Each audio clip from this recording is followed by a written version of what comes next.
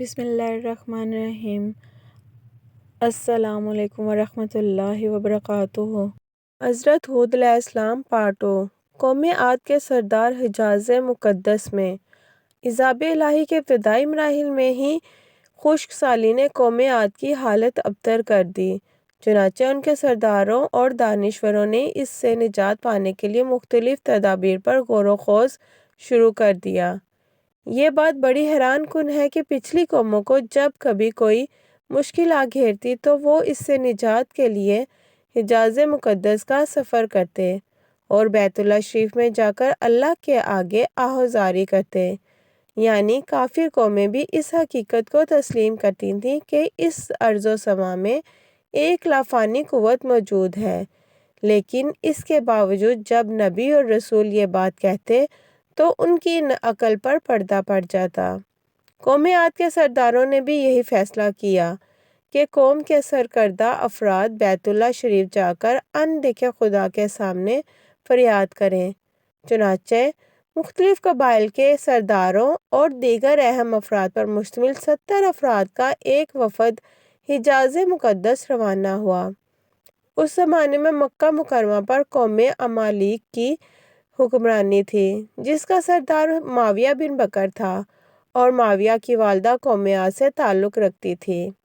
ویسے بھی معاویہ بن بکر قوم عاد کے شان و شوکت سے بڑا مرعوب تھا، چنانچہ اس نے وفد کی بڑی خاطر مدارت کی اور اسے عزت و احترام سے اپنے یہاں ٹھہرایا۔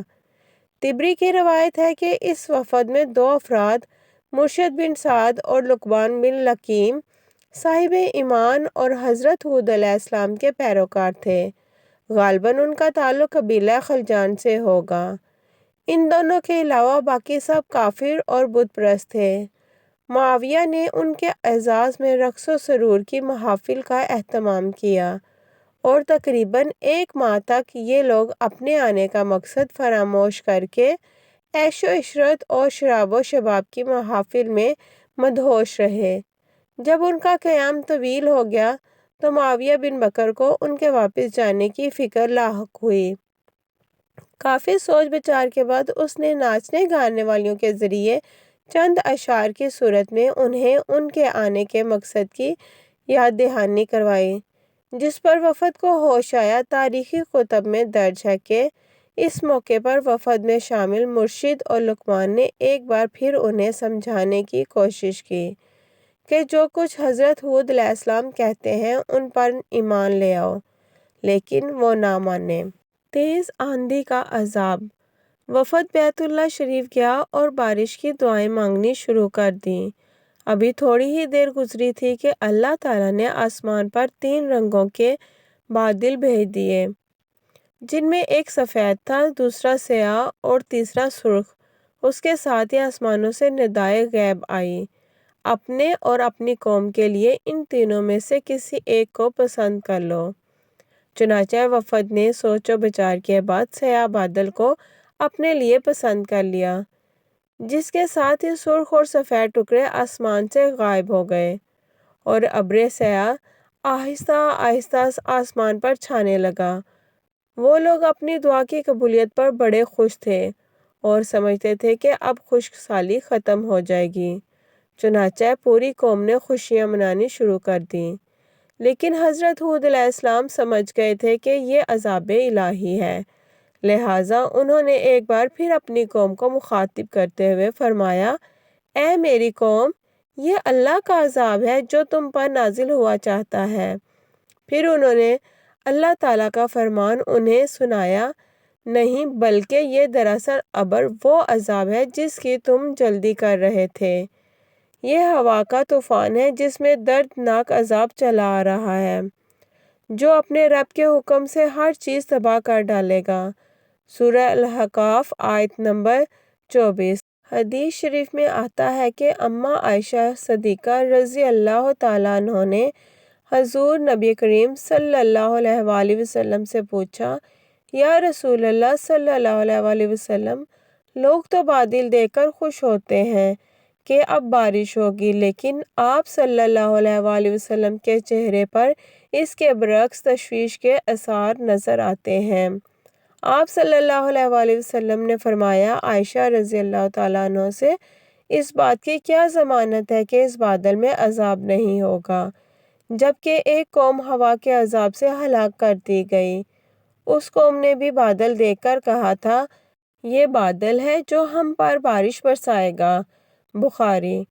حضرت عائشہ رضی اللہ تعالیٰ عنہ فرماتی ہیں کہ جب تیز ہوا چلتی تو نبی کریم صلی اللہ علیہ وآلہ وسلم یہ دعا مانگتے، اے اللہ، میں تجھ سے اس کی خیر کا طالب ہوں اور جو اس میں ہے اس کی خیر کا، اور جو تو نے اس میں شر رکھا ہے تو اس سے اور اس کے شر سے میں آپ کی پناہ مانگتا ہوں۔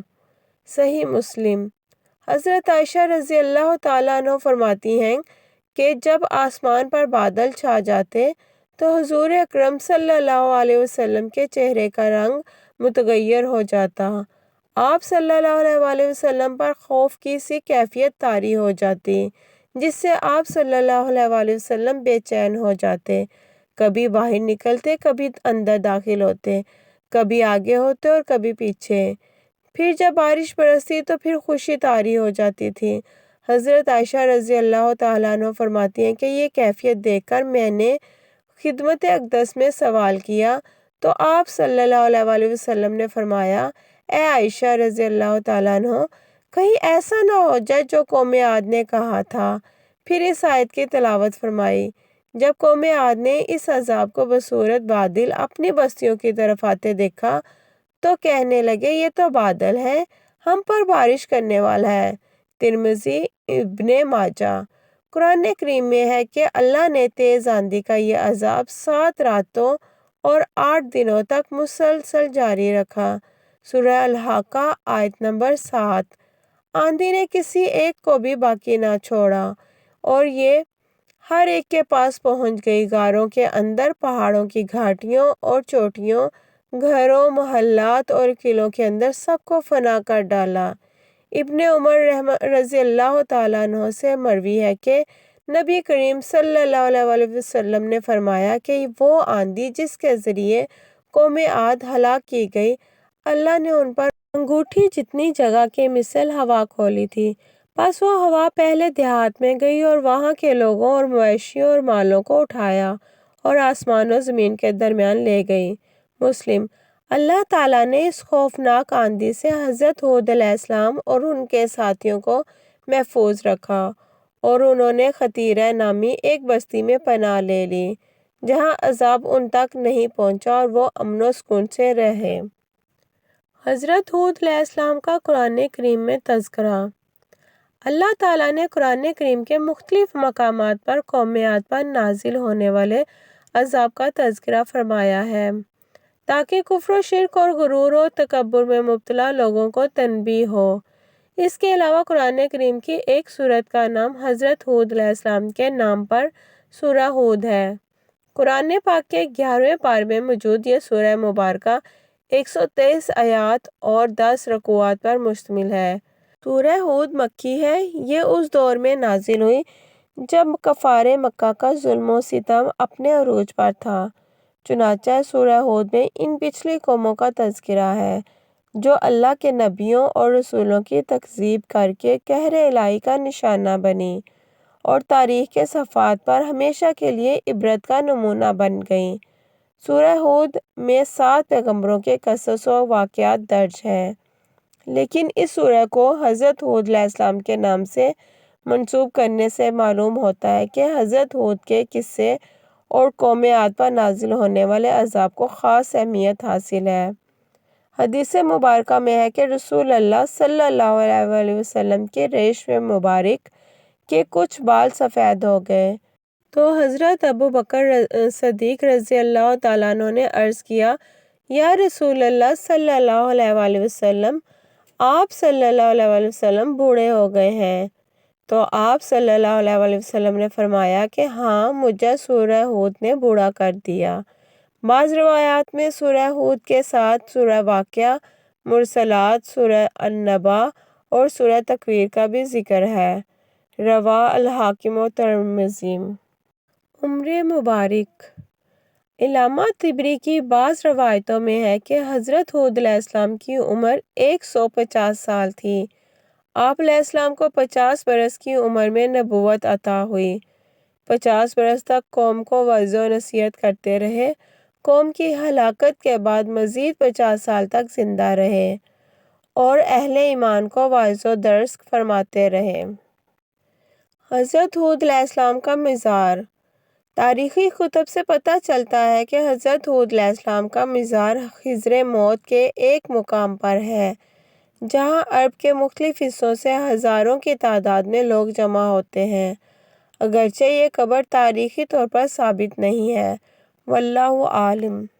میری یہ ویڈیو اچھی لگی ہو تو ویڈیو کو لائک کریں، چینل کو سبسکرائب کریں اور بیل آئیکن کو پریس کرنا مت بھولیں تاکہ ہر آنے والی ویڈیو آپ تک پہنچ سکے، اور شیئر کریں زیادہ سے زیادہ تاکہ اچھی بات پھیلانا بھی صدقہ جاریہ ہے۔